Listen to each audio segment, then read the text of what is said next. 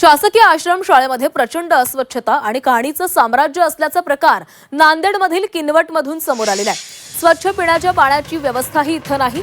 अस्वच्छ पाणी आणि निकृष्ट पोषण आहाराच्या विरोधामध्ये विद्यार्थ्यांनी आवाज उचललाय। नियमानुसार जो पोषण आहार दिला गेला पाहिजे तो मिळत नसल्याची तक्रार यावेळी विद्यार्थ्यांनी आश्रमशाळा व्यवस्थापनाकडे केली। आश्रमशाळेमध्ये आवश्यक सोयीसुविधांचा अभाव असल्याचा आरोप विद्यार्थ्यांकडून करण्यात आलाय।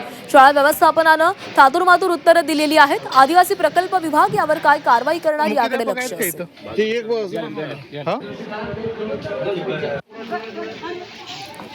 आम्ही आश्रमशाळा किनवट येथून बोलत आहे। हे आम्ही जे झोपतोय प्रकरण घडलेलं आहे ते आज पी ऑफिसवर जे प्रकरण घडलं ते याच्याच मुळे म्हटलं की हे थुंकलेलं आहे, असं झोपायचं खाली। सध्या मेसची बिन हे फॅन पण नाही सध्या। आम्ही समजे मुलं काही की गोळ्या होऊन काही ऑफिसला गेलो ते काय लेट झालं।